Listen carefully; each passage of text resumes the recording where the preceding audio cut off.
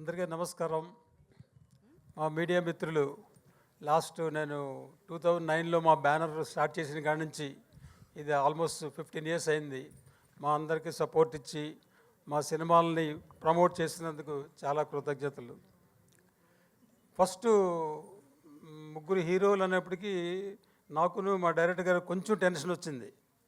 ఈ ముగ్గురు హీరోలతో మనం మేనేజ్ చేయాలి ఎలాగంటే, కానీ మేనేజ్ అవసరం లేకుండా వాళ్ళంతా వాళ్ళే మేనేజ్ చేసుకున్నారు. సో వాళ్ళ ముగ్గురు యాక్చువల్లీ ఆ సినిమాలో అలా బ్రదర్స్ లాగో అలాగే ఈ సినిమాలో కూడా అలాగే బయట కూడాను అవుట్ ఆఫ్ దిస్ మూవీ కూడా అలాగే ప్రవర్తించారు. చాలా క్లోజ్గా ఉన్నారు. మాకేమీ ఇబ్బంది లేకుండా చక్కగా అనుకున్న టైంలో సినిమా షూటింగ్ కంప్లీట్ చేశాం. సో మా డైరెక్టర్ గారి సంగతి వస్తే ఆయన ఒక పెర్ఫెక్షనిస్టు. ఆ పెర్ఫెక్షన్ కావాలంటే నాకు ఖర్చు ఎక్కువ అవుతుంది. అయినా సరే ఆ పెర్ఫెక్షన్ తగ్గట్టు ఖర్చు పెట్టి ఇలాంటి సినిమా మనం చేశాము.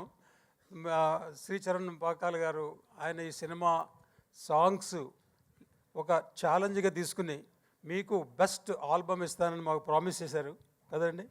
అలాగే ఇచ్చారు. ఒక సాంగ్ అయితే రిలీజ్ చేస్తాం, మీరు అందరూ వినుంటారు. అలాగే ఇంకా నెక్స్ట్ 10 డేస్లో మిగతా సాంగ్స్ కూడా రిలీజ్ చేస్తాం.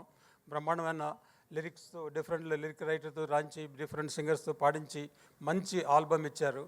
తర్వాత మీరు ఈ టీజర్లో చూసుంటారు ఆ బ్యాక్గ్రౌండ్ స్కోర్ బీజిఎం ఎలా ఉంది. సో అదే మీకు శాంపుల్ మా సినిమాలో బ్యాక్గ్రౌండ్ స్కోర్ ఎలా ఉంటుంది అనేది మీకు ఒక ఐడియా. ఆయన బ్యాక్గ్రౌండ్ స్కోర్లో ఆయన స్పెషలిస్ట్. తర్వాత ఈ శ్రీధర్ గారు రమ్మంటే ఆయన రాలేదు. ఎక్కడున్నారైనా మీరు రావాలి, వెళ్ళారు. సో యాక్చువల్లీ శ్రీధర్ గారు ఈజ్ ఎ కో ప్రొడ్యూసర్. ఆయన ఆల్మోస్ట్ మొత్తం సినిమా బాధ్యత అంతా ఆయన తీసుకుని, నా కుడి భుజం ఎడమ భుజం 2 భుజాలు తెలియదు కానీ మొత్తానికి ఆయనే మొత్తం చాలా హ్యాండిల్ చేశారు. సో ఆయనకి చాలా థ్యాంక్స్ చెప్పాలి. ఆయన కొంచెం సిగ్గుపడుతుంటారు స్టేజ్ మీదకి వస్తాకి, ఇప్పుడు వస్తున్నారు.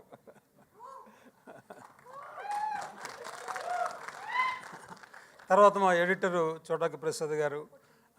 మన సెట్ వర్క్ చూడాలనుకుంటే బ్రహ్మకడల్ గారిని యాక్చువల్లీ ఫస్ట్ టైం ఆయనతో నేను వర్క్ చేస్తున్నాను. ఎక్స్ట్రాడినరీ అన్నమాట. ఒక బ్రహ్మాండమైన సెట్టు చాలా ఎకనామిక్ కాస్ట్లో ఎలా చేయాలనేది ఆయనే చేయగలరు. సో అలాంటి ఇప్పుడు మా సినిమా రిలీజ్ అయినప్పుడు మీకు విజువల్స్ చూస్తారు. విజువల్స్ గ్రాండియర్గా ఉంటాయి. ఆ గ్రాండియర్కి ఆల్మోస్ట్ క్రెడిట్ అంతా ఆయనకి ఇవ్వాలి.